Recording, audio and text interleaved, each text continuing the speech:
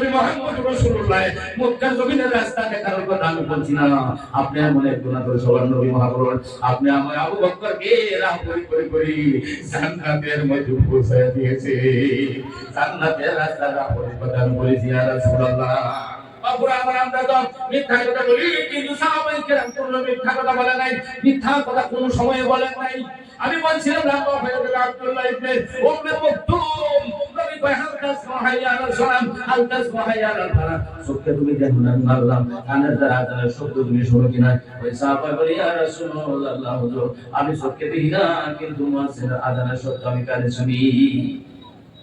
কানে শোনো বলে তাহলে শোনো, আজানের শব্দ যদি শোনো আজকে থেকে বাড়িতে নামাজ পড়লে তোমার নামাজ আল্লাহর দরবারে কবুল হবে না। টাইমে মসজিদে আসিয়া ইমামের পিছনে দাঁড়ায়ে জামাতের সহিত আদায় করতে হবে। বলেন সুবহানাল্লাহ। এলো অন্ত সাহাবা, আমরা তো অন্ত না, আল্লাহ শক্তি দিয়েছে, তারপর অভাব নাই, খাবার অভাব নাই, বস্ত্র কিচ্ছু অভাব নাই। এই সাহাবা আমরা যে কাপড় আল্লাহ দিয়েছে আহারে সুখে শুয়ে বুঝুন না, কাল পরে গেছে কাপড়ে অভাব কিনা। নবীর জামানা সাহাবাদের জামানা কি গেছে, নবী আমার মসজিদে নববী ইমামতি করে সাহাবায়ে কেরাম মুক্তাদি হয়ে নামাজ পড়ায়। আমার মা বোনেরা একটু কান দিয়ে শুনবেন। আহারে নবী ডান দিকে সালাম দে, নবী আমার বাম দিকে সালাম দে। আমাদের সালাম কিরা করার, আমাদের সালাম কিরা সমস্ত সাহাবায়ে কেরাম এমন ভাবে নামাজের পরে বসে প্রস্তুতি করে বসে থাকি, যেমন ভাবে ইমাম সাহেবের সালাম ফেরানোর পরে আমরা অল্প সময় বসি। সব সাহাবারা বসে থাকে। একজন সাহাবা আব্দুল্লাহ আনসারী নামে এক সাহাবা নবী ডান দিকে বাম দিকে সালাম দেওয়ার সাথে সাথে এক সেকেন্ড মসজিদে নববীতে বসে না, সঙ্গে সঙ্গে বেরিয়ে দৌড়িয়ে বাড়িতে চলে যায়। টাইমে আসে নামাজ পড়ে, সাথে সাথে চলে যায়, বসে না। এই খবরটা সাহাবায়ে কেরাম নবীর কানে দিলেন।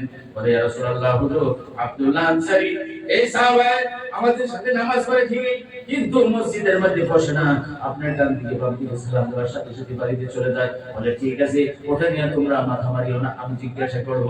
তারপরে আরেক সময় কষ্টের সময় কি করলেন, নবী ডান দিকে বাম দিকে সালাম দিলি, যে সময় চলে যায় নবী ডাক দিয়ে আব্দুল্লাহ আনসারী তুমি একটু থামো, খারাপ হইলে।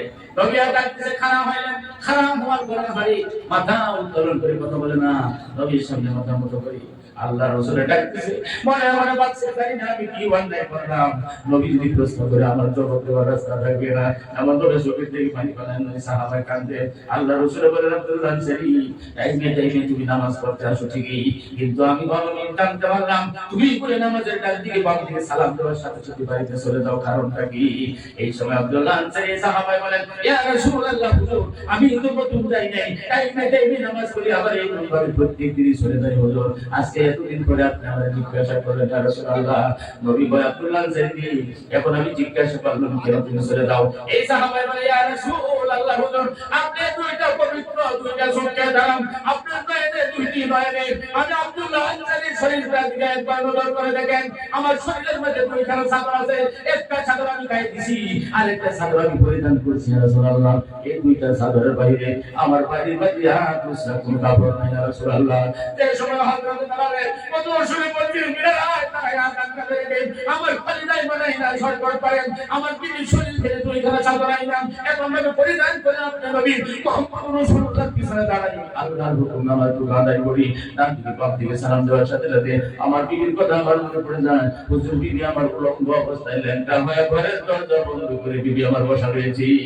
আমি ওখান থেকে গিয়ে কাপড়টাকে খুলে আমার বিবির হাতে আমি তুলে দেব, আমার বিবি এই দুইখানা চাদর পরিধান করে আল্লাহর হুকুম নামাজ আদায় করবে। বাবা আমার কেমন দিন গেছে। আজ আব্দুল্লাহ ইবনে ওয়ান্দ সাহাবা এমন ভাবে বাড়িতে গেলেন, গিয়া ওনার বিবিকে বলে বিবি সর্বনাশ হয়ে গেছে। বলে কি বলেছে? বলে নবী বলছি আজকে থেকে বাড়িতে নামাজ পড়লে বলে নামাজ কবুল হবে না, মসজিদে গিয়ে নামাজ পড়তে হবে। বলে কি করা যায়? রাজমিস্ত্রি যে কাম করে পাঁচ সাঞ্জা বানায়, নারী করে রশি দিয়া বাঁধে, বাঁধেন নাই নারী করে রশি দিয়া বাঁধে, এমন ভাবে খেজুরে পা টানলেন, দা আনলেন, স্বামী স্ত্রী মিলে এমন ভাবে গোটা করে রশি বানাইলো। রশি বানাইলো, লম্বা চূড়া একটা রশি বানাইলেন। রশি বানানোর পরেই আব্দুল্লাহ সাহাবা বলে, দিদি রশির মাথাটা আমার হাতে, একটা মাথা আমার হাতে তুমি তুলে দাও।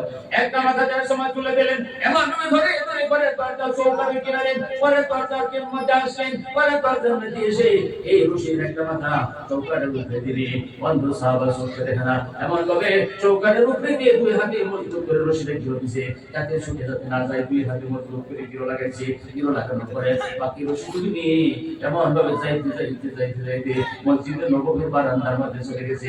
এমন ভাবে আপনারা ছাদ টানলেন, মসজিদের বারান্দা আছে, ওখানে ঘোড়া আছে, মসজিদে নববীর বারান্দার মধ্যে গিয়ে এমন ভাবে ধরে ধরে ধরে ধরে বারান্দার ঘোড়ার মধ্যে টানা হাতে দুই হাতে মজবুত করে বাঁধলেন। বাড়িতে চলে আসলেন, আজান হয়ে গেল। আজান হাজারের মাধ্যমে উযু করলো, উযু করে সোজা সোজা রশির মধ্যে এমন ভাবে ধরলেন, আর কোনো টেনশন নাই। এমন ভাবে ধরলেন, ধরার পরে ধরে ধরে ধরে ধরে ধরে ধরে যাইতে যাইতে যাইতে যাইতে মসজিদে নববীর বারান্দার মধ্যে চলে গেল। নামাজ নাই, বারান্দার মধ্যে উঠে গেল। সাহাবা মুহাম্মদ সাল্লাল্লাহু আলাইহি ওয়াসাল্লামের সময় সাহাবায়ে কেরামকে নিয়ে মসজিদে নববীর ভিতরে আলাপ আলোচনার মধ্যে রাসূলুল্লাহ পড়াবা। সাহাবারা বলে, ইয়া রাসূলুল্লাহ, হুজুর গো, আব্দুল্লাহ ইবনে উম্মে মাকতুম আপনার কথা মানিয়াম আল্লাহর রাতে খুশি করার জন্য, আল্লাহর নামাজ পড়ার জন্য ছায়া থেকে মসজিদে নববীর বারান্দার মধ্যে ঢুকে গেছে। আল্লাহ রাসূল বলেন, এ আমার সাহাবারা, তোমাদের চোখে তোমরা দেখতাছো আমার বন্ধু সাহাবা আব্দুল্লাহ ইবনে উম্মে মাকতুম মসজিদে বারান্দাতে ঢুকে গেছে। আমি নবী মুহাম্মদ রাসূলুল্লাহ দুই চোখে আমি দেখতাছি আমার বন্ধু সাহাবা আব্দুল্লাহ ইবনে উম্মে মাকতুম সরাসরি জান্নাতের ভিতরে ঢুকে গেছে। বাহ ভাইরা, নামাজ মসজিদে পড়তে হইব। মানুষ, আমি আল্লাহ বলছি না, মানুষ যে সময় মারা যায়, মানুষ যে সময় মারা যায়, মানুষ মরে না, ওই মরে না, মরে না, আমরা দুনিয়া থাকবা। হ্যাঁ, অনেক টাকার মালিক হয়েছে, কবরস্থানের মধ্যে যান, যে আগে কেন আপনার দিকে ধনী ধনী মানুষ কবরের মধ্যে শুয়ে আছে, অন্ধকার কবরে শুয়ে আছে। কত এসি লাগানো মহাজন, ঘরের মধ্যে এসি লাগানো মহাজন, কবরটা ভাঙিয়া সুরমার হয়ে গেছে, খাটকি ফুটকি সব দেখা যায়, শুয়ে আছে। খাটকি জোড়া দেওয়ার মতো, খালি দেওয়ার মতো মানুষ নাই। কত সামনা গুন্ডা শুয়ে আছে, আছে না? কত ধনী মানুষ শুয়ে আছে, কবর আমার আসে। এই কবর দেখে একটু ভয় করে। ওখানে হাদিসে আছে, কোন মানুষ যদি বাপুরা আমার, কোন মানুষ যদি মারা যায়, মারা যাওয়ার পরে কবরস্থানে নিয়ে যাওয়া হবে, হুজুরগণ জানাজা পড়বেন, ইমাম সাহেব ইমামতি করবেন, মুজিব বানিয়ে কালি করে নিয়ে কবরস্থানে নিয়ে যাবে। কবরের মধ্যে শুয়ে আছে, সময় মাটি দেওয়া হয়ে যাবে, তার মুখখানা দেওয়া হয় কিন্তু পশ্চিম দিকে দেওয়া হয়। এমন এটা উত্তর না, এটা তো উত্তর আছে। লাশটা এমন ভাবে শুয়ে মুখটা কিবলা দিয়ে দেওয়া হয়। মুসলমান নবীর উম্মত লজ্জা করে না, শরম করে না, নির্লজ্জা জাত। দুনিয়া জীবিত থাকা অবস্থায় টাইমে মসজিদের মধ্যে আযান হইছে, আযান শুনে তুমি নামাজের মধ্যে দাঁড়িয়ে তোমার মুখটা পশ্চিম দিকে কিবলা দিকে দেওয়ার তোমার 60 70 50 বছরে তোমার দেওয়ার নসিব হলো না, তুমি দিলে না। এখন তুমি মারা গেছো, এখন তোমার মরে যাওয়ার পরে তোমার কোনো দাম নাই, তোমার কোনো দাম নাই। জানাজা পড়ে, জানাজাটা একটা নিয়ম হিসাবে জানাজা পড়া লাগে, পড়ি, কিন্তু আল্লাহুম্মা গফিরলি হাইয়িনা ওয়া মাইয়িতিনা ওয়া শাহিদিনা, এই দোয়াটা মাইয়িতের জন্য কিছুই না। করুন লাগে পড়ে, করুন লাগে পড়ে। বাপুরা আমার, তুমি জীবিত থাকা অবস্থায় তোমার মুখটা তুমি কিবলার দিকে দিলে না, নামাজ পড়া নাই। জুম্মার দিন পর্যন্ত কাজ করে জয়খানা বিভিন্ন কামে ব্যস্ত, 5 দিনের সপ্তাহে 7 দিন একটা দিন তুমি মসজিদে আসো না। হঠাৎ তুমি মারা গেছো, এখন মারা যাওয়ার পরে তোমার মুখখানা কবরে কিবলার দিকে পশ্চিম দিকে কেন দেওয়া লাগে? তো তার একটা শুনুন, এটা কোনো দরকার আছে? আরেকজনের ঘুরায়, আরেকজনের দেয় না, আরেকজনের ঘুরায় যাচ্ছে। আমি শেষ করে দিয়ে আলোচনা শুনে তেল সময় ঘুরায় দিলাম, মাটি সাইড দেওয়া হয়ে গেল, মাটি দেওয়া মানুষ সব চলে আসলো, ফেরেশতা কবরের ভিতরে আসবে, এমন একটা লাঠি নিয়ে আসবি, লাউজুল বাতিহা জাবানুন সারা তুরাবা, একটু জানুন লুকিয়ে শুনে লাও যারা আপনার বাতিহা আলা সারা তুরাবা, এমন একটা লাঠি নিয়ে আসবে কবরের ভিতরে। এই লাঠির দ্বারা যদি কবরের পাহাড়ের মধ্যে যদি একবার যদি আঘাত করা যায়, বলা হইতেছে পাহাড় ভাঙি আর কালের নির্মাণ কোষ সুরমার হয়ে যাবে, খুশি হয়ে যাবে। এমন একটা লাঠি নিয়ে আইসা কবরের ভিতরে আসে, আসার পরে ছায়া দেখে মানুষটা সাদা কাপড় গায়ে দিয়ে সাদা নতুন সাদা কাপড়, কফনের কাপড়, সাদা কাপড়, কোনো কাজ নাই, আতর সাতর লাগানো আছে, কত সুন্দর পরিষ্কার কাপড়। কাপড়টা নিয়ে মুখটা কিবলা পশ্চিম দিক করে মানুষটা শুয়ে আছে। ফেরেশতা দেখায় ফেরেশতার মাথা নষ্ট হয়ে যাবে। আরে বদমাশ লম্পট ফকিস, ওর মতো মানুষ কিবলার দিকে, যেদিকে আল্লাহর কাবা বাইতুল্লাহর ঘর আছে, এই ঘরের দিকে তোর মতো মানুষের চেহারা থাকার অধিকার তোর নাই। একটা গোলা দিব, গোলা দেওয়া মুখটা অন্য দিকে ঘুরাইয়া কাপড়ের চেহারা বানাইয়া এমন পর্যন্ত কবরের ভিতরে শাস্তি দিবি। আলী গো, তোমার যদি বিশ্বাস না হয় কবরটা দিতে আবার খনন করে ফুলটা গিয়ে দেখো। কিছু কিছু মানুষ আছে কিবলার দিকে মুখ খানা দিলেও কবরের ভিতরে কিবলার দিকে থাকবে না, থাকবে না কিবলার দিকে।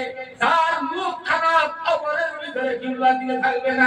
আমি হাদিস সামনে রেখে উলামায়ে হুজুরগণকে, হক্কানি উলামায়ে কেরামগণকে সামনে রেখে আমি আজকে বুকে হাত দিয়ে আমি বলে গেলাম, বাপুরা আমার কিছু কিছু মানুষ আছে মুখ খানা কবরের ভিতরে কিবলার দিকে থাকবে না, থাকবে না। যদি না থাকে এই মানুষরা জান্নাতে যাইতে পারবে না, জান্নাত নসিব হবে না। কবরের মধ্যে যে কিবলার দিকে থাকবে না। বহুত ঘটনা আছে। মা খাদিজা রাদিয়াল্লাহু তাআলা আনহা, জয়নব রুকাইয়া, উম্মে কুলসুম, ফাতিমা, সাইয়েদুল মেয়ে জন্ম দিয়েছিল। তৈয়ব, তাহিরা, আবুল কাসিম তিনজন সন্তান, ছেলে তিনজনকে আল্লাহ তাআলা আগেই সাথে উঠে নিয়ে গেল। চারজন মেয়ে ছিল বাবুরা আমার। এই মা খাদিজা নবী মুহাম্মদ সাল্লাল্লাহু আলাইহি সাল্লামের জন্য নিজের সমস্ত সম্পত্তি দান করে দিয়ে দিল, নিজের জান মাল সমস্ত কুরবানি করলো মা খাদিজা। রাত্র পার করে দিল।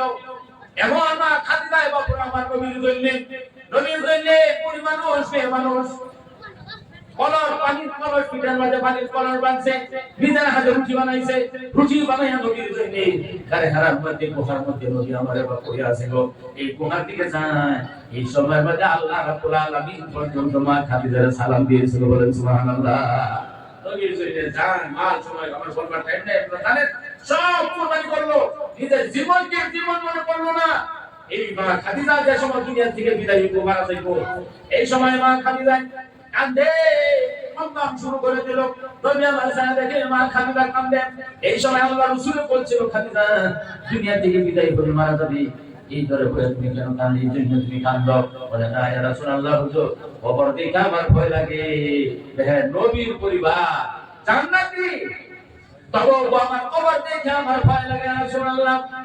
আপনারা বলছেন তার মুখ কবরের ভিতরে কিবলার দিকে থাকবে না, জান্নাতে যাইতে পারবে না। আমি খাদিজার মুখ আমার যদি কিবলার দিকে না থাকে আমার তো অসুবিধা হয়ে যাবে, সেই জন্য আমি কাঁদছি। আল্লাহ পাক খাদিজা বলেন, ইয়া রাসূলুল্লাহ, হুজুর ইমানের দাওয়াত দিয়ে রাত্র আপনি পার করে দিবেন, আমি আপনাকে বাইরে রাখলাম। আমি খাদিজা কোনদিন আমার পিঠখানা আমার বিস্তার বাজারে লাগাই নাই।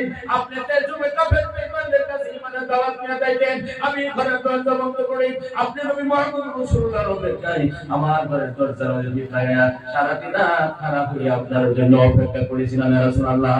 নিজের জান দিলাম, মাল দিলাম, সমস্ত দিয়ে আমি ভিখারি হয়ে আপনাকে রাজা বানায়া দিলাম ইয়া রাসূলুল্লাহ। এখন আমার মরণ টাইম হয়েছে, হুজুর আমি বহুত কষ্ট করেছি আপনার জন্য, কোনদিন কোনো পারিশ্রমিক চাই না ইয়া রাসূলুল্লাহ, কোনদিন ভালো একটি খাবার কথা আপনার কাছে আমি বলে নাই, কোন একটা ভালো প্রশ্ন করে জীবনে আপনার করে নাই, কোন একটা প্রশ্ন কোনদিন আমি আপনার করে নাই ইয়া রাসূলুল্লাহ। হুজুর বল মুহাম্মদ বলার আগে মুহূর্তে আমি একটা প্রশ্ন আপনার কাছে আমি চাইবো, আপনি দিবেন কিনা? নবী আমার কয়, খাদিজারি তুমি আমার জন্য যত কিছু করছো রে খাদিজারি, সর্বপ্রথম তুমি মেয়ের ভিতরে ঈমান আনছো, বলে বাবা মুসলমান হইছো, 3 বছর করে জন্য সর্বপ্রথম তুমি আমার সাহায্য করছো। খাদিজা তুমি শুনো, এই মুহূর্তের মধ্যে তুমি খাদিজাই তোমার জবানের দ্বারা তুমি আমি নবী মুহাম্মদ রাসূলুল্লাহ শরীরের সামরাও তুমি চাও, আমি নবী কথা দিলাম দুই হাতের ধরাইয়া পাঠাবে, আমি নবীর সিনার বুকের মধ্যে ধরি, আমি নবীর চামড়া গুলি তাই খুলি তোমারে আমি দিতে রাজি আছি রে খাদিজা। আমি ভাই ইয়া রাসূলুল্লাহ, হুজুর আমি শরীরের চামড়া আমি চাই না ইয়া রাসূলুল্লাহ, হুজুর আমার কবর দেখে ভয় লাগে, আমাকে মাটি দেওয়ার পরে কবরের মধ্যে শোয়া মুখখানা কিবলার দিকে যে সময় দিবি, দেওয়ার পর মাটি দিয়ে চলে আসবে, সমস্ত মানুষ চলে যাবে। হুজুর গো আপনার জন্য আমি রাত আমি কাটিয়ে দিছি, আমার অন্ধকার কবরের ভিতরে রাইখা আপনি নবী মুহাম্মদ রাসূলুল্লাহ বাড়িতে আসবেন না, আমার কবরের সিনার বরাবর কবরের মাথা কিনারায় একটু সময় বসে থাকবেন, বসে গিয়ে কবরটা খনন করে দেখবেন, খুঁজে দেখবেন আমার মুখখানা কিবলা দিকে আছে কিনা ইয়া রাসূলুল্লাহ, একটু দেখবেন। যদি মুখখানা ঘুরিয়ে যায় দয়া করে আপনার পবিত্র হাতটা কবরের ভিতরে দিয়ে আমি খাদিজার মাথার মধ্যে আবার দ্বিতীয় আবার মুখখানা আমার কিবলা দিকে ঘুরিয়ে দিলেন। ঘটনা তো হয়ে গেল, জানাজা কবর হয়ে গেল, কবর আছে তো তখন হয়ে গেল। আল্লাহ রাসূল এমন ভাবে কবরটার সামনে খনন করলেন, খনন করার পরে চোখ লাগাইছে, তাইতে দিয়ে মা খাদিজার মুখখানা সোজা হয়ে গেছে, আসমানের দিকে হয়ে গেল, কিবলা দিকে নাই, পশ্চিম দিকে নাই, কবরের ভিতরে হাত দিয়েছে, এমন ভাবে মাথা আবার ঘুরিয়ে দিয়েছে, আবার হাত তুলতে না তুলতে মুখ আবার সোজা হয়ে গেল, আবার দিল। দুই তিন দান দেওয়ার পরে নবী আমার কবরের কিনারে বসে শিক্ষা দিয়েছে, আর আল্লাহ আমার খাদিজার কবর দিকে ভয় করে, আমার খাদিজার চেহারাটা মুখটা তুমি কেন রাখো না, আমার খাদিজা কত কষ্ট করেছে আমার জন্য, আল্লাহ তুমি তো জানো, আমার খাদিজার জন্য আমি দোয়া করি আল্লাহ আমার খাদিজা যদি কোনো অন্যায় করেছে আল্লাহ তুমি দয়া করে মাফ করে দাও। জিবরাইল আলাইহিস সালাম হাজির হয়ে গেল, আল্লাহ শুনতে পারে নাই, জিবরাইল এসে কাঁদে এখানে এসে ইয়া রাসূলুল্লাহ খাদিজার মুখখানা কবরের কিবলা দিকে থাকবে না, বলে কেন থাকবে না, বলে মা খাদিজা আল্লাহ রাব্বুল আলামিন এত ভালোবাসে, মা খাদিজার মুখ যদি কিবলা দিকে পশ্চিম দিকে থাকে তাহলে গালখানা পবিত্র, গালটা মাটির মধ্যে লাগিয়ে থাকবে, আল্লাহ তাআলা সম্মানার্থে মা খাদিজার মুখখানা উপর দিয়ে ফেলে দিয়েছে, বলেন সুবহানাল্লাহ। আমার বাপুরা আমার ছোট ছোট বাপুরা জানা আছে, বাপুরা আমার এখন কথা হলো কোন কোন মানুষের চেহারা কিবলার দিকে থাকবে না, কোন কোন মানুষের কিবলার দিকে কবরে থাকবে না, আমাদের মা বোনেরও ফ্যান্ডের ওখানে আছে। বাপুরা সময় আমার কম, আরে ইসহাক রাহমাতুল্লাহ বুখারীর ঘটনা, ইসহাক রাহমাতুল্লাহ আলাইহি একজন মুহাদ্দিস ছিলেন, বাপুরা আমার নাম ছিল ইসহাক রাহমাতুল্লাহ আলাইহি, হুজুর রহমাতুল্লাহ হাদিস পড়াই, হুজুর বলে হাদিস পড়াই, এমন ভাবে স্টুডেন্ট ছাত্রদের সামনে রেখে হাদিস পড়ায়, মুহাদ্দিস হাদিস পড়ায়। এই জমানার মধ্যে একজন যুবক ছিল, বাপুরা আমার একজন যুবক ছিল। এই যুবকের রাতে দিনের বেলা কোন পারতো, রাতের বেলা কোদালখানা হাতে নিয়ে অন্ধকার কবর, রাতের বেলা কি করতো, কবরস্থানে চলে যেত, কবরস্থানের মধ্যে গিয়ে এমন ভাবে নতুন নতুন কবরগুলি তালাশ করতো, নতুন কবর তালাশ করতো, নতুন কবর পাইলে খুদ দিয়া মরা মানুষের শরীর দিয়া তারপর ডাইন না দেশে দেখাই, এটা আছে তার কাম। তারপরে আপনার একদিন কবরস্থানে গেছে, এদের নতুন কবর খোদা শুরু করলো, মাটি সরাই দিল, 1 লাখ ডরায় না সরাই দিল, সরানোর পরে লক্ষ্য করে দেখেন নতুন কাপড়টা জামা, নতুন কবরের কাপড়টা নিয়ে মেয়েদের শুয়ে আছে, কিবলার দিকে মুখ কেমন ভাবে শুয়ে আছে, হাতটা বাড়ায় দিছে, কে কবরের কাপড় ধরছে এটাই জানবি। এই সময় মেয়েটা দেখে, মেয়েটা কবরের মধ্যে নাড়াচাড়া করে নড়ে, কিন্তু যুবককে ছাড়ে না, তার কর্মই হলো কামি হলো কখনো কাপড় চুরি করা আনা, এমন ভাবে নাড়াচাড়া করে দুই হাতে যে সময় হাত দিল, কাপড়ের হাত দিল, দেওয়ার পরে হারে এই সময় মেয়ে যায় এমন ভাবে দুই হাতের দ্বারা কাপড়টা ফাঁদা মাঝে ধরে রাখে, আনতে দেয় না। যুবকটা দেখতেছে কবরের মধ্যে মেয়েটা নাড়া, একজন মেয়ে মানুষ মেয়েটা নাড়াচাড়া করে, মেয়ে মানুষ আর বলতেছে বাবু ওপরে, মানে বলতেছে বাবু আমি জীবিত থাকা অবস্থায় আমার এই শরীরটা আমার স্বামীর বাহিরে আমি কাউকে দেখতে দেই নাই, জীবনে ভিন্ন পুরুষ আমার শরীরে আমাদের কাজ করতে আমি দেই নাই, স্পর্শ করতে আমি দেই নাই, আমি পর্দায় খুশিতে বেরিয়েছিলাম, 5 ওয়াক্ত নামাজ পড়ছি, রোজা রাখছি, স্বামীর খেদমত যা করা লাগে আল্লাহর তসবিহ সম্পাদন করছি। আজকে একটা যুবকে তোমার এক বান্দা এসে আমার শরীর থেকে কাপড়গুলি ছিনিয়ে নিয়ে যাবে, মাথায় থেকে পা পর্যন্ত আমার সমস্ত অঙ্গ প্রত্যঙ্গ দেখে ফেলবি। আল্লাহ তোমার নাম না বলে রহমান, তুমি না বলে রাহিম, আল্লাহ আমাকে তুমি বাঁচাও, আমার ওখানে তুমি ছাড়া আর কেউ নাই, একা একা মাটির বিছানার মধ্যে শুয়ে আছি, বুকে মাটি নিয়ে শুয়ে আছি, আল্লাহ তোমার ইজ্জত, আমার ইজ্জত বাঁচাও, আমার ইজ্জত তুমি রক্ষা করো। আল্লাহ বলেন ওয়াকানা আলাইনা নাসরুল মুমিনিন, আল্লাহ বলেন মুমিনদের হর হামেশা সাহায্য করাটা আমার আল্লাহর উপরে ওয়াজিব হয়েছে, বলেন সুবহানাল্লাহ। আরে এর সময় আনতে পান্ডে ধরে রাখে যায়, যুবক আমি বড় মানুষ, এ দাও তুমি মানুষ, তার শক্তি কম আছে, সুতি আছে পড়ে, আমি খামসা দিয়ে নিয়ে আসবো। যে সময় তুই হাতে ধরে যে সময় চুলে টান দিছি, টান দেওয়ার সাথে সাথে মেয়েটার হাত সারা হয়ে টান হাতের দ্বারা টান গালে একটা থাপ্পড় মারলো, গালে আরেকটা থাপ্পড় মারে দিল, মেয়েটা 5টা আঙ্গুলে দাগ হাতে দিয়েছিল, 5টা আঙ্গুলে দাগ লাগিয়ে গেছে, ওইদিকেও দাগগুলি লাগিয়ে গেছে, দাগগুলি লাগিয়ে গেছে গো। আপনাদের থাপ্পড় খায়া করোনা লাম্বাম যাই ওইদিকে, এইগুলি কাজ নিয়ে মানুষ মুখ দেখাইতে পারে না। এমন ভাবে আস্তে আস্তে আস্তে আস্তে আস্তে আস্তে খবর পাইছি ইসহাক রাহমাতুল্লাহ আলাইহি একজন মুহাদ্দিস আলেম মানুষ যদি চায় তওবা করবে, জীবনের কেমন কাম করবে না, গুনার বোঝায় মাথায় নিয়ে হাজির হয়ে গেল। ঘুমটা দিছে মেয়ে মানুষের মতন, ঘুমটা দিয়ে ছাত্রদের সাথে বসে গেছি। হুজুরের সাহেবকে, হুজুরের নাম হলো ইসহাক রাহমাতুল্লাহ আলাইহি, সাহেবকে ঘুমটা দেওয়া, মুখ ডাইকা রেখে ঘুমটা দিছে। হুজুরে বলে তুমি পুরুষ মানুষ না মেয়ে মানুষ? বলে হুজুর পুরুষ মানুষ। পুরুষ মানুষ যদি ঘুমটা কেন দিছো? বলে হুজুর আমি মরা মানুষের কফন চুরি করা একজন যুবক, আমার জীবনে খালি কফন চুরি করতাম, বড় অন্যায় গুনার বোঝা নিয়ে হাজির হয়েছি। বলে তোমার কি হলো? বলে কি হলো হুজুর? বলে আমার অবস্থা বড় খারাপ। যে সময় শুনছি কবর খুঁজেন, হুজুর আল্লাহ মানুষ বলে কত কবর খুঁজছো তুমি? কত বড় মানুষের কবর খুঁজে কাফন আনছো? বলে 100 টুকরা হবে। ঠিক আছে, কত মানুষের মুখখানা কবরের মধ্যে পরিচিত দিকে পাইছ? যুবকে বলে হুজুর গো, একজন মেয়ে মানুষের বাইরে সমস্ত মানুষের মুখ আমি অন্যদিকে ঘোরানো দিয়েছি। একজনই গেছি, এটা থাপ্পড় দিছে, দাগ লেগে গেছে। হুজুর আমাদের তওবা করেন, আর জীবনে করব না। তওবা করছে, আল্লাহ তাআলা দাগগুলি মোচন করে দিয়েছে। বলে সুবহানাল্লাহ। আমি আল্লাহ আম্মা করে বাপুর রহমান, এই মসজিদ আমি সবগুলি করবার আমার টাইম হবে না, বলবার ছিল কিন্তু টাইম হবে না বাপুর রহমান, টাইম হইব না। আসেন মানুষ একটা হইলো তারিফুল জামাত, আযান শোনার পরে জামাতে নামাজ পড়ে না, বাড়িতে নামাজ পড়ে জামাতে আয়েশা না মসজিদ আয়েশা নামাজ পড়ে না, ইমাম আছে মুয়াজ্জিন আছে, আযান শুনে বাড়িতে নামাজ পড়ে জামাত তরক করছে কিনা হুজুরে?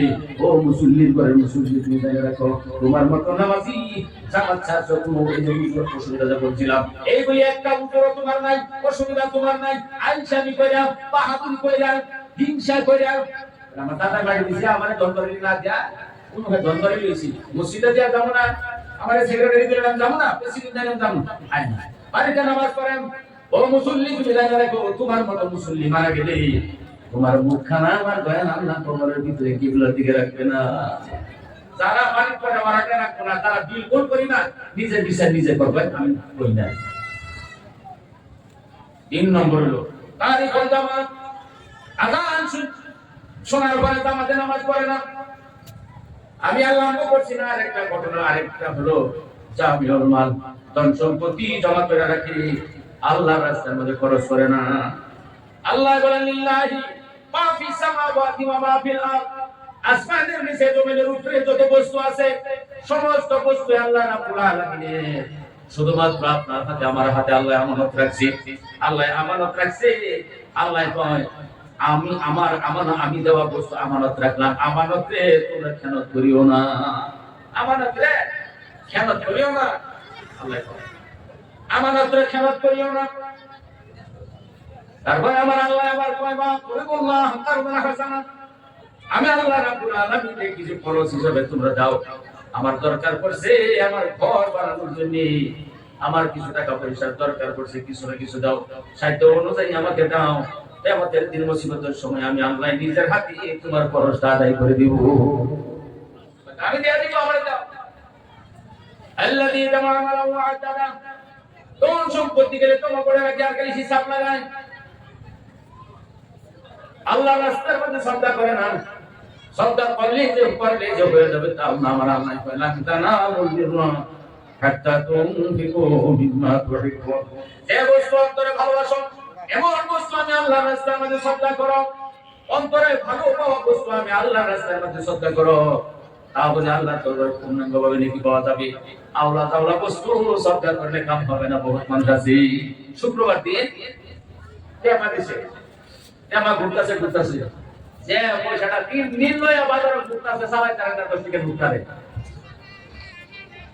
এইটারে কয়ে ভাঙ্গা দিয়া বিসমিল্লাহ কয়ে আল্লাহ নামে ছাড়ছে, আল্লাহ দরবারে আছে।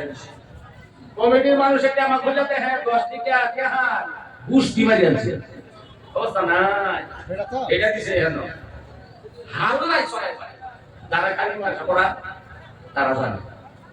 কমি মানুষ ধান 5 কিলো নিতে সিটি দেই, বাড়ি মারলে 2.5 কিলো দিয়ে বাহিনী তার বাসার কাপড় ভিতরে সাজায় আছে। ভূতার দাস মসজিদে দা দেই খাই সিরা বেলা তো সব খুলে খুলে দিতে পারি, মানে মুটা সব আমার খুব খারাপ, খুব খারাপ। আল্লাহ বলেছে বসে ভালো পাও, এটা আমার রাস্তায় দাও, আল্লাহ আল্লাহ দিও না। এখন হাসরের ময়দানে একদিন দালাম বলে নামাজ পড়তাম না। আল্লাহ রাব্বুল আলামিন আরে এবারে মধ্যে আল্লাহ সূরা মারিদের মধ্যে বুঝ আমি তার কোরআনের হাফিজ না দা বান্দা মুছি বুঝো সূরা মারিদ আমার জান্নাত আওয়াজ তো মুজরিমুনা ইয়াতাদি মিন আযাবি ইয়াউমিযিন বিবানিহি ওয়া সাহিবাতিহি ওয়া আখিহি ওয়া ফাসিলাতিহি আল্লাতী তুবিহি ওয়া মান ফিল আরদি জামিআন সুম্মা ইউদিহি কাল্লা ইন্নাহা লাযা নাযাতান লিশাওয়া তাদউ মান আদবারা ওয়া তাওয়াল্লা ওয়া আ'না সূরা মারিদ। তখন আমার লম্বা সূরা সম্পত্তির কথা আল্লাহ আমার ওখানে বলেন। সূরা তাওবার মধ্যে আমার আল্লাহ বলেন ইন্নাল্লাযীনা ইয়াকনিজুনা যাহাবা ওয়াল ফিদ্দা, ওখানে আমার আল্লাহ বলেন ধন সম্পত্তির কথা আমার আল্লাহ বলেন। মানুষ আমরা বখিল হয়ে গেলাম, কৃপণ হয়ে গেলাম, বখিল হয়ে গেলাম, কৃপণ হয়ে গেছি। বখিলের সাথে হইব বখিল আর বউ চাহিদে বহরবাদ মেহেশতি না বা সজীব হুকমে খবর। সাগরের পানির ফেনা সমতুল্য বখিল কৃপণ মানুষের ইবাদত করলে আল্লাহর দরবারে কবুল হবে না। একির চশমা জাদা নগাফিল, একির চশমা জাদা নগাফিল যা শাহিনা বাসি শায়দ কিনি গাহ কুনদ আগানা বাসি दौरान दर काफिर यदा ईमानी हयास और आके काफिर यदा के जमाना। বাপুরা আমার আসেন সাহাবায়ে কেরাম কিভাবে দাম খেলাত করতেন। বন্ধুরা আমার নামাজ রোজা পর্দা এটা তো আছে, একদিনে কত আরো সমাজের করতে ড্রাগস এই যে শেষ করে দিছে, ড্রাগস মদ ধান গাঁজা উকা শেষ করে দিছে সমাজ।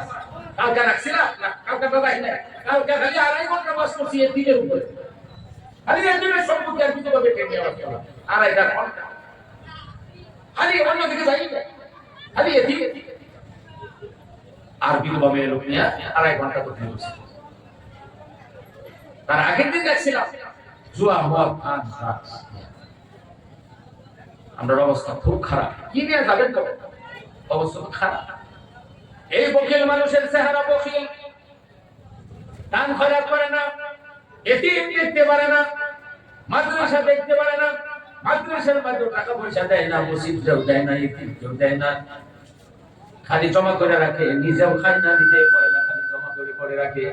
ও বখিল তুমি জেনে রাখো, তুমি যদি 10-12 যদি হজ করো, 50-12 যদি উমরা করো, তুমি বখিল, তুমি কৃপণ, খালি টাকা পয়সা জমা করে রাখো, আল্লাহ রাস্তার মধ্যে সদকা করো না। ও বখিলের বখিল, তুমি যদি শেখ সাহেব যদি হয়ে যাও, কোরআনের হাফিজ হয়ে যেতে পারো, আলিম মুফতি যাই হয়ে যাও না কেন, হাদিস মুফতি সাহেব ওয়াদি সাহেব জিম্মাদার সাহেব যাই হয়ে যাও না কেন, জেনে রাখো একটা খাসলত তোমার ভিতরে আছে, ওটা হলো তুমি বখিল, তুমি কৃপণ। ও কৃপণ তুমি, আরে যত হাজার হাজার মানুষও যদি জানাজার মধ্যে শরীক হয়, এই হাজার হাজার মানুষে তোমার বুকের উপরে গিয়ে মাটি দিছে, জানাজা করছে, মাটি দিছে, মাটি দেওয়ার পরে ও সব মানুষ চলে আসবে, ওই সময় তুমি মানুষের মুয়াজ্জিন হাদিস সাহেবের মুখটা কিবলার দিকে আল্লাহ রাখবে না। কিছু মানো নাই, কিছু মানো নাই, একটা মানছো আর একটা মানো নাই, একটা যদি পাওয়া যায় একটা পাওয়া যায় না। ইন্নাল্লাযীনা ক্বালু রাব্বুনাল্লাহ থুম্মা ইসতাকামু তাতানাজ্জালু আলাইহিমুল মালায়েকা আল্লা তাখাফু ওয়া লা তাহজানু ওয়া আবশিরু বিল জান্নাতিল্লাতী কুনতুম তুআদুন। দেখো কি আজকে বলে বখিল আগেকার সাহাবায়ে কেরাম কিভাবে দান খয়রাত করতে একটু শুনেন। হযরত উসমান গনি রাদিয়াল্লাহু তাআলা তামাম ধনী সাহাবা, তামাম ধনী, ইরব সাহেব ধনী মানুষ জানো। আমরা তো কিছু হইলে অহংকারে কি বলছে হাই আগার ধনী মানুষের চলন ফিরন রং ডংকে একটু বেলেগ করে বেলেগ নাই, কাও বেলেগ নাই, মান করে তো জদা বান বিড়া লই হাই পান্ডাতে বলে আমার আর দুটো দা আবার কাকি খেলেছি, ধনী মানুষ কাকি দিছে পান্ডামু মজা সাবায়া সুর সেট করে মানে সাইড মারে, ধনী মানুষের সাইড মারে। আবার সিমলিটা দাদু তাই একটু মধ্যে একটা দা এক দুবার পান খায়, আমরা গরিব মানুষ না বলে এই টাকা দেন না লইছে আমটো হ্যাঁ করে পানি আরো ভাড়াতে আমটো লইছে দিতে মা নিজে নিজে রয়েছে কালা সাদা কথা লই আসুন মা এক লোকে কয়েক সাবান ধরে খুশি এটা হলো গরিব ধনী মানুষের রং রং পেলে করে রং রং বহু ধরনের খায় ওসমান গনি রাদিয়াল্লাহু তাআলা কত ধনী আছে কত কিরম ধনী আছে জানেন এখন আর টাকা গাড়ি আছে 16 টাকা ট্রাক আছে আর 16 টাকা কয়টা টাকার মাল আছে তাই না গাড়িগুলো আগে ছিল না উট মরুভূমির পাহাড় চাপাল প্রথম একটা উট দিছে উটের পিঠের মধ্যে বস্তু বাঁধছে ঠিক সে বুঝাইতেছে যে তুমি জীবন লাগিয়ে দিছে তারপরে আরেকটা উড়ো বাঁধছে আরেকটা উড়ো বোঝাই বহন করছে বাঁধছে সব বস্তু বাহিনী মাল সাপ্লাই দিবে হাদিসের মধ্যে আছে বাপুরা আমার উট বুঝাই করে সামান সহ বুঝাই করা উট প্রথম উটটারে খেতানি দিল যায় পিছে পিছে উট যায় মাল নিয়ে নিয়ে উট যায় প্রথম উটখানা মক্কার জমিন থেকে মদিনার জমিনে চলে গেল শেষের উটটা মক্কার জমিনের মধ্যে রয়ে গিয়েছিল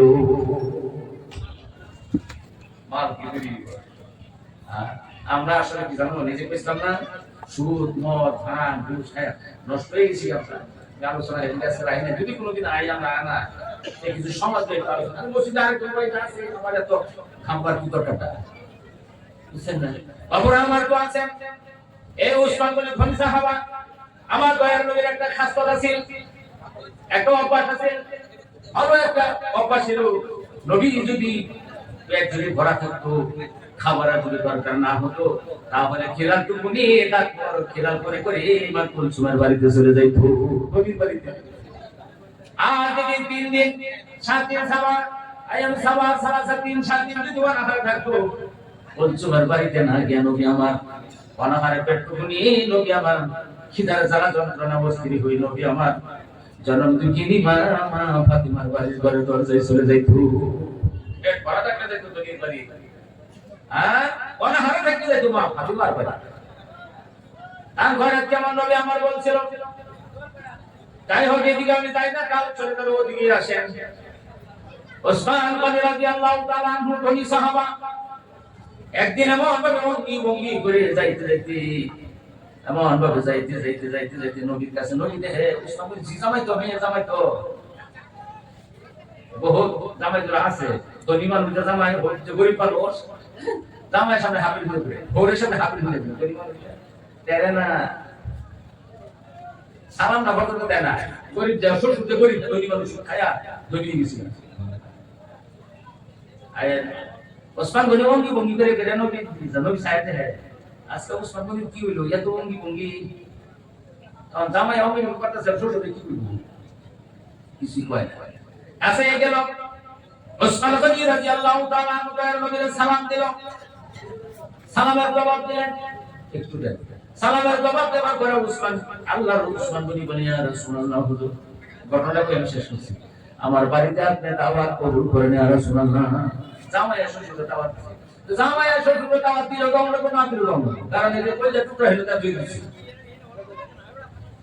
সালাম দিল গমলে কোন না দিল খাওয়ান দিল গমলে কোন না দিল তাই না বলি জাতি বাপুরা মা আর আমরা সমাজের অধিকাংশ মানুষ মেয়েরা ওয়ারিশ না যাওয়ার কারণে জাহান্নামে এতে নমাজ ষষ্ঠ কাম না রিজেক্ট সব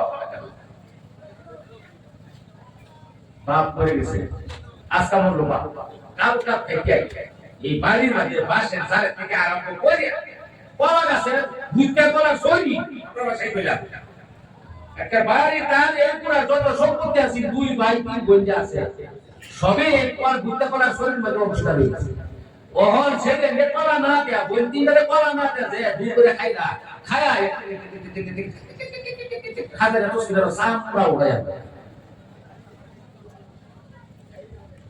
একটা খায় না একটা খায় না একটা খায় না বারিশ খাইছো যাও না না বে আমাদের এনে বা খেলতে খাবার পানি গাছ করতে যাও আই না খাইলে ওর কষ্ট লাগে আরে খাইতে গেলে ঠিক করে দিতে হিন্দে ছাতা ভরা দেখাচ্ছ পেট যে ধাক্কায় না হয় তার খেলতে সিফাত ভাবা জানে পুরো না কই না ফাজে দেখে বিছাই পায় ও হস্ত মধ্যে বুকা সাংনা গুলো বুকা হেন্ডা হতে টাইম ওয়াজিব কাছে ছুটি তোর কি বাত আমার হে টাইম করে হেলা ওয়াজিব ছুটে গেছে কয়েকটা ওয়াজিব আছে ছুটে গেছে এটা নমজ না তো কাজ নমজ পুলিশ সরস্বতী দিলে নমজ হয়ে দিব এই হতে গেলে বুইরা গেলে হাসপাতাল নিবেছে না মানুষ লাইন করতে কানে আমি সাগর এরকম না এটা আল্লাহ তাআলা ভালোই করছে খালি কে লোক আছে খালি বুঝে তো দিবা হবে বাস করো আমরা জানছি তাহলে আমরা তো আল্লাহ তাআলা ভালো মাফি করে সেই জানাতে পারে লগে গিয়ে কইছে করে লাগে লাগে বাহে পাশে আমার কোন ঠিক কথা আমি আড়াই আসতে দিতে আমি কি বলে বুঝছি লগে যায় পানি ঘটনাটা খারাপ তিনি বালা হেগে আসে লিক করে কথা লিক করে লিক করে এত সহজ তাই হোক আমি পার সাল্লাম এই সময়ের মধ্যে উসমান বলে হুজুর আমার দাওয়াত কবুল করেন না রাসূলুল্লাহ আমি দাওয়াত দিলাম নবী গো মেয়ের জামাই দাওয়াত দিছে দাওয়াত দিলে জামানত বিনা দিলে জামানত দিয়া কি করা যায় আল্লাহ রাসূল আমার উসমান যে আপনি একটু সুইচ করে দিই আমাকে কত ভালোবাসে আমারে কত ভালোবাসে দেখছে সুইচ করে একটা সুইচ করে দিল বলে উসমান বলে শোনো তুমি আমাকে দাওয়াত দিলে আমি নবী মুহাম্মদ রাসূলুল্লাহ যদি তোমার দাওয়াত কবুল করে যদি তোমার বাড়িতে খাবারের জন্য যাই আমি এই নবীকে তুমি কি দিবি উসমান বলে ধনী মানুষ কইনা রাসূলুল্লাহ হুজুর আমার দাওয়াত কবুল করে যদি আমার বাড়িতে যদি আপনি খানা খাবার জন্য যদি যান আপনার বাড়ি থেকে আমি উসমানের বাড়ি পর্যন্ত যত কদম দিয়ে যাবেন এক একটি কদমের পরিবর্তে একটা একটা গোলাম আমি আল্লাহর রাস্তায় আজাদ করে দিব জোরে বলেন সুবহানাল্লাহ আজ আমার 37 বছর ইবাদত চাপার আমার আজকে আমার জীবনে পাস লাইফে পাস আমার বেলে কই দিছি না এরকম না আমি তো আপনারা হইনো আমি আশা করব না আশা করে খুশি না সময় দিতে বারবার জিকির করে মানুষ ডাকে দরকার নেই একটু মহব্বতে জিকির করেন আল্লাহর দোহাই যেমন ছিল নবীর খাতির তাই গেছে লা ইলাহা ইল্লাল্লাহ লা ইলাহা ইল্লাল্লাহ